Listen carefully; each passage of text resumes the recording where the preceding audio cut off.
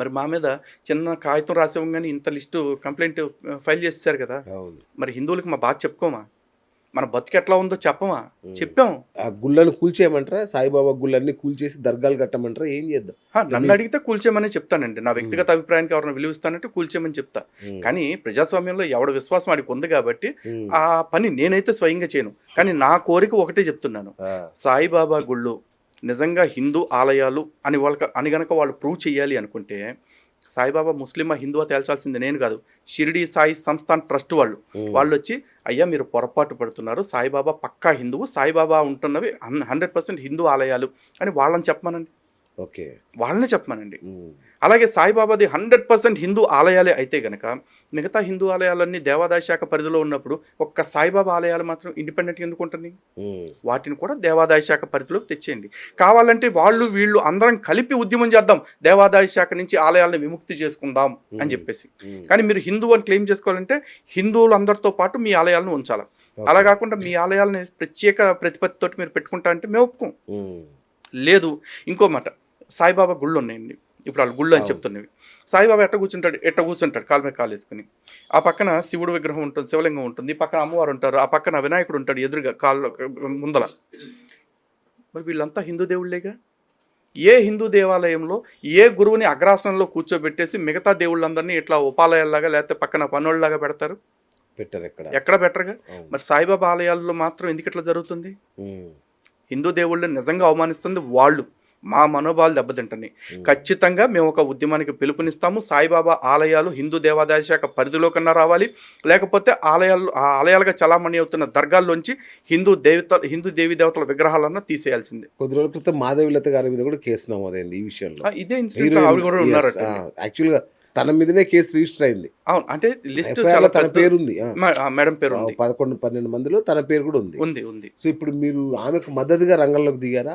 లేదండి. యాక్చువల్లీ ఆవిడ BJP party yes. తరఫున అవును. యాక్టివ్‌గా ఉంటారు కదా! మాకు అవును. Non political. అవును. బట్ ఇక్కడ ఇష్యూలో అందరం కలిపి ఎఫ్ఐఆర్‌లో ఉన్నాం గాబట్టి, హ్మ్. డెఫినిట్‌గా అందరం కలిపే పోరాడతాం. హ్మ్. మీ పేరుందా అసలు ఇందులో? తెలీదు. లిస్ట్‌లో? నాకు లిస్ట్‌లో నా పేరు ఉందో లేదో కూడా నాకు ఆ! తెలీదు. ఎఫ్ఐఆర్‌లో అయితే కనిపించలేదు. బట్ పోలీస్ స్టేషన్ నుంచి కాలొచ్చింది. పోలీస్ స్టేషన్ నుంచి సో, నన్ను ఎక్కడ ఏం జరిగినా ఫస్ట్ మీకు ఫోన్ వస్తదనమాట. కామన్ అండి. ఆ!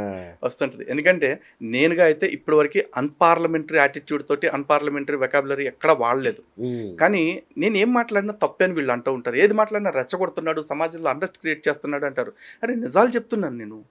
నా ధర్మానికి సంబంధించి, నా ధర్మంపై జరుగుతున్న దాడులకు సంబంధించి నేను మాట్లాడకపోతే ఇంకెవరు మాట్లాడతారండి? హ్మ్.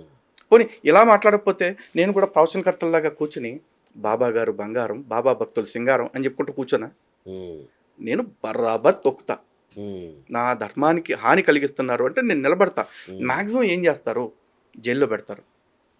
ఈ రోజు కాతే ఏదో ఒక రోజు ఈ పోరాటంలో ఎక్కడో ఒక చోట బ్రేక్ త్రూ ఉంటుందండి. హ్మ్.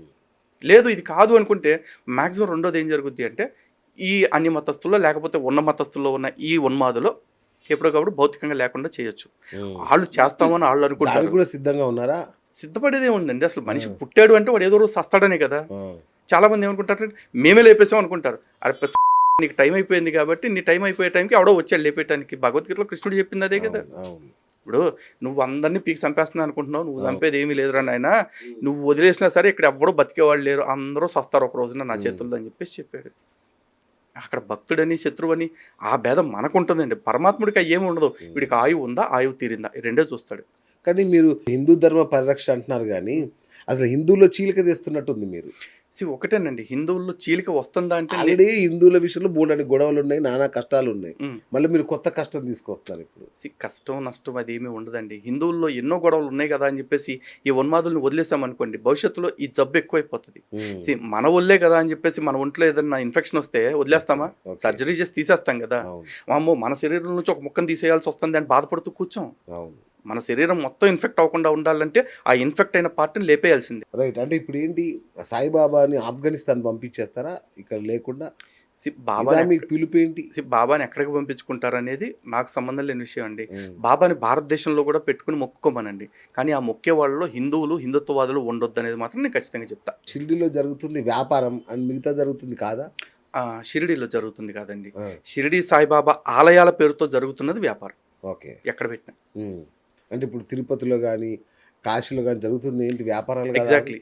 ఇప్పుడు తిరుపతిలో కావచ్చు, శ్రీశైలం కావచ్చు, విజయవాడ దుర్గమ్మ తల్లి గుడిలో కావచ్చు, ఇదంతా కూడా వ్యాపారమే. ఈ వ్యాపారం ఎవరు చేస్తుందంటే ప్రభుత్వాలు చేస్తున్నాయి. ఆ ఆదాయం ప్రభుత్వాలకు వెళ్తుంది. ఓకే. ఆ ఆదాయంలో నుంచి వచ్చిన ఆ ఆదాయం ద్వారా వచ్చిన అంటే ఫలితాలు ఎట్లా ఉంటున్నాయి అంటే తిరుపతిలో ఇప్పుడు చూశారు శ్రీనివాస సేతు గరుడ వారధి కట్టారు. అవును. ఆ గరుడ వారధికి మా డబ్బులే ఇచ్చారండి, మన డబ్బులే ఇచ్చారు. హిందువులు అంతేగా. హిందువులు డబ్బులే ఇచ్చారు. తిరుపతిలో రోజు ఒక 2 లక్షల మంది అన్నం తింటున్నారు ఫ్రీగా. ఆ 2 లక్షల మందికి మనం ఇచ్చిన దేవుళ్ళ డబ్బులతో మన మీద వ్యాపారం చేసి తీసుకున్న డబ్బులతోటి చేస్తున్నారు. అవును. అలాగే SVIMS hospital, Ruia hospital, Ashwini hospital, Pranada trust, లేకపోతే శ్వేత, ఇవన్నీ కూడా అక్కడ మన డబ్బులతోనే నడుస్తూ ఉన్నాయి. అవును. అలాగే శ్రీశైలంలో ఎన్నో వ్యవస్థలు నడుస్తూ ఉన్నాయి. గోశాల నడుస్తూ ఉంది, హాస్పిటల్ నడుస్తూ ఉంది, లైబ్రరీస్ పెట్టారు.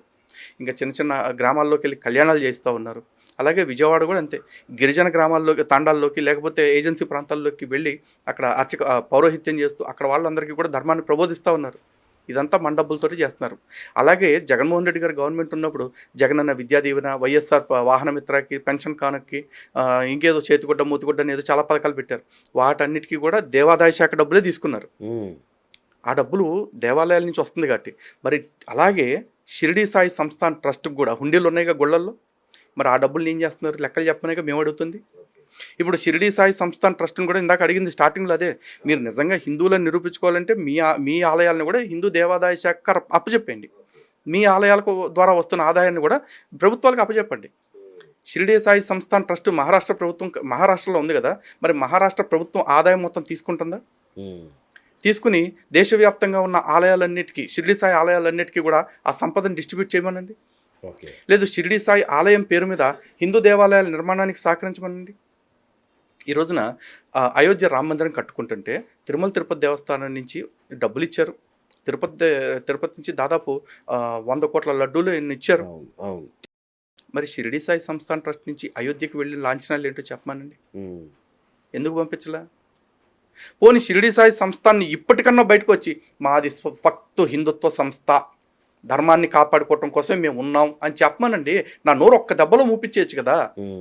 నేను ఇప్పుడు క్రిస్టియన్స్తో డిబేట్ చేస్తున్నా, ముస్లిమ్స్తో డిబేట్ చేస్తున్నా, నాస్తికులతో డిబేట్ చేస్తున్నా, కమ్యూనిస్టులతో డిబేట్ చేస్తున్నా, హిందువులతో కూడా కాదు కదా, అందరితో డిబేట్లు చేస్తున్నా, అందరితో ఎదురు కూర్చుని మాట్లాడుతున్నాం. మరి ఈ సాయిబాబా సంస్థాన వాళ్ళు మాత్రం మా ఎదురుగా వచ్చి కూర్చుని ఎందుకు మాట్లాడకుండా మా మీద కేసులు పెట్టి బెదిరించాలని చూస్తున్నారు?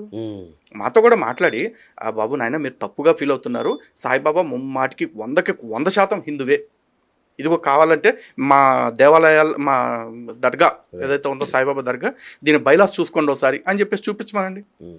ఆ ఉత్తర క్షణం నుంచి నేను దాన్ని దర్గాని కాకుండా దేవాలయం పిలవకపోతే చూడండి. నాకు నా పోరాటం పట్ల, నా ప్రయాణం పట్ల, నా ప్రస్థానం పట్ల నాకు క్లారిటీ ఉందండి. నేను ఎవరిని రెచ్చగొట్టాలనుకోవట్లా, మేల్కొల్పాలనుకుంటున్నా.